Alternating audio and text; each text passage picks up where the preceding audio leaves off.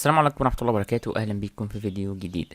هتكلم في الفيديو ده عن 3 نقط مهمين جدا، هما التشعيب. أول حاجة مين اللي هيبقى ليه تشعيب، أو مين هيبقى عنده علم علوم وعلم رياضة، ومين هيبقى عنده علم بس. تاني حاجة الناس اللي قاسمة السنة، أو الناس اللي مأجلين السنة، أو اللي راسبين، أو أيا كان من الحاجات دي.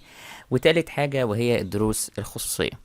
تمام، التلات حاجات دول أهم من 3 حاجات انتوا عمالين تسألوا عليهم، فأنا قلت أعمل فيديو ليهم عشان أفسر لكم وأفهمكم الموضوع.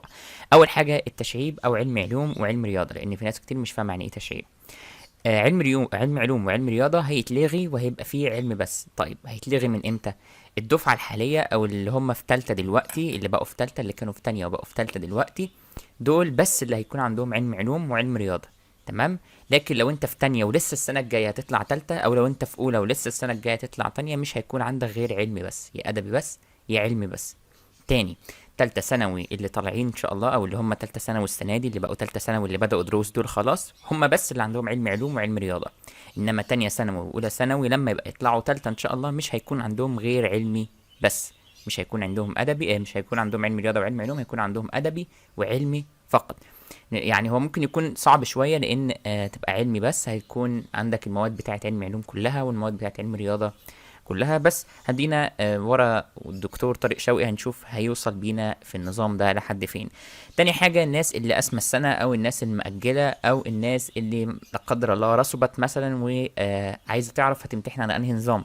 دكتور طارق شوقي قال في المؤتمر الصحفي، وأنا قلت قبل كده أكتر من مرة في القناة هنا في فيديوهات أو في الكومنتات لما كنتوا بتسألوني، كل الناس اللي أسمى السنة، كل الناس اللي مأجلين بعض المواد، كل الناس اللي رسبت هيمتحنوا بالنظام الجديد.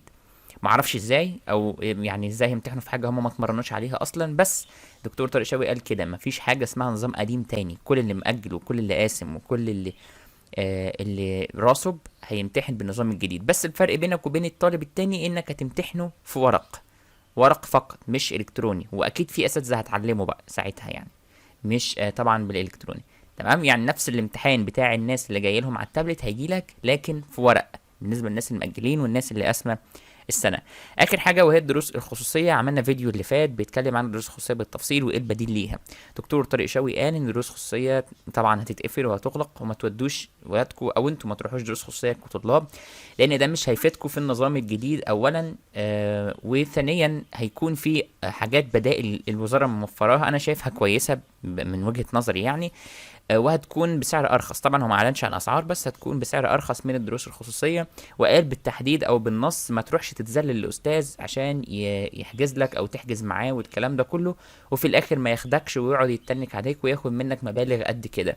هو همه مصلحتك وهمه الحاجه اللي انت المفروض تتعلم منها بشكل صحيح. هو ده بس اللي هم من دكتور طارق شوقي. فعشان كده هو قال تم الغاء دروس خصوصيه. لو خدت دروس خصوصيه مش هتعرف تتعامل مع النظام الجديد، لان الامتحان بتاع ثالثه ثانوي زي ما انتم عارفين كله بقى MCQ، او صح وغلط او اختر والكلام ده كله والحاجات دي كلها. فانت هتروح عند مدرس مش هيديك ولا اجابات نموذجيه ولا هيديك حاجه، يعني انت هتروح على مدرس خارجي مش هتحتاج حاجه من دي. فبالتالي انت قدامك حاجتين، يا اما تروح المدرسه. طالب ثالثه ثانوي طبعا انتوا عارفين ان هو بقاله 300 مليون سنه ما بيروحش المدرسه، او يعني من قديم الازل طالب ثالثه ثانوي ده ما بيروحش المدرسه. يا اما تروح المدرسه تستفاد او تتعلم بالنظام الجديد، يا اما تاخذ او تخش على المنصات الجديده بتاعه وزاره التربيه والتعليم. ان شاء الله هنعمل عنها فيديو مستقل، ايه هي المنصات اللي هتساعدك ان شاء الله في الدراسه في النظام الجديد. يا اما تخش على المنصات دي، في منها بفلوس وفي منها مجاني، في منها بفلوس وفي منها مجاني. تخش على المنصات دي وتقدر تتعامل معاها، او تقدر تتعامل مع المجاني منها وتقدر تتعامل مع المدفوع منها او اللي بفلوس منها. ايه الفرق بينهم؟ الفرق بس في الجودة، يعني جودة الحاجة اللي بفلوس دي زيادة شوية، هتلاقي عندك افلام احسن شوية، هتلاقي عندك محتوى اكبر شوية، لكن مفيش فرق بينهم، مفيش مفاضلة، يعني مفيش حد هيتميز عن حاجة غير في الجودة مش اكتر. عندك حاجة كمان وهي الكتب بقت إلكترونية طبعا زي ما انتم عارفين، ومش PDF، لا هتبقى كتب تفاعلية. هتقدر من خلال الكتب التفاعلية دي انك يتشرح لك الدرس صوت وصورة، والحاجات تتنطق وتتكلم والكلام ده كله. الحاجة اللي بعد كده وهي فصول التقوية، او اللي هي دروس خصوصية ولكن بشكل قانوني. دكتور طارق شوقي قال ان الوزارة تعتمد عليها. يعني هتبقى عاملة ازاي؟ يعني انت هيكون في المدرسة بتاعتك حاجة اسمها فصل تقوية، او في المدرسه اللي جنبكم، او في المدرسه اللي جنبكم، او في المدرسه اللي في المحافظه اللي جنب، او اي مدرسه في المنطقه المحيطه، في حاجه اسمها فصل تقوية هتتفتح في المدرسة دي. انت اللي عليك انك هتروح تقدم في فصل التقوية ده، وهيكون تحت اشراف وزارة التربية والتعليم. هتكون بمتابعة دورية من وزارة التربية والتعليم، هيكون بسعر رخيص من وزارة التربية والتعليم. مش هتحتاج انك تحجز، مش هتحتاج انك وانك حاجات تانية كتير، يعني درس خصوصي ولكن بشكل قانوني. الفلوس بتاعت الدرس الخصوصي دي هتدفع طبعا، وهيكون 85% منها للمدرس للمعلم، والباقي هيروح للمدرسة عشان تطور مرافقها. بصراحة وانا شايفه كويس. انا مش بقول كده عشان ما تاخدش دروس خصوصية، انا ماليش دعوة، يعني انت حر، انت عايز تاخد دروس خصوصية خد، مش عايز انا انا ماليش دعوة، يعني دي حاجة ترجع لك انت. بس انا شايف ان الحاجة شبه كده هتعمل حاجة اسمها تكافؤ فرص اولا. ثانيا هتعمل نوع من انواع التوفير كبير جدا، ده من وجهة نظري الشخصية. لان ادام الوزارة عاملاها اكيد هتبقى مدعومة. لحد دلوقتي انا ما اعرفش اسعار، بس انا بقول مثلا يعني.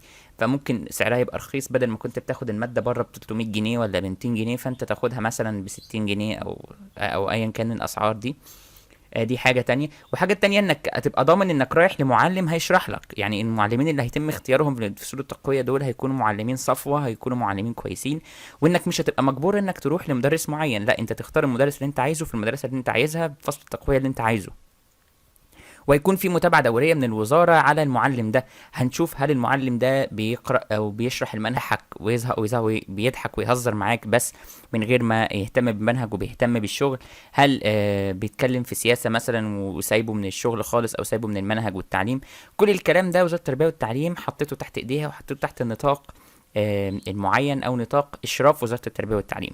فبالمختصر المفيد هو هيبقى نظام دروس خصوصيه ولكن تحت اشراف وزاره التربيه والتعليم. وطبعا هيكون في دروس التقويه دي او فصول التقويه دي او في الحاجات اللي وزاره التربيه والتعليم بتوفرها لك النظام الجديد. فانت ضامن كمان ان المعلم اللي هيبقى واقف بيشرح لك ده هيبقى طبعا خريج وزاره التربيه والتعليم، او يعني خريج تربيه او خريج حاجه تؤهله انه يكون معلم. لان طبعا انتوا عارفين اغلب الدروس الخصوصيه ما بيكونش الناس اللي بتشتغل فيها معلمين. ولكن يعني هيكون متخصص اولا.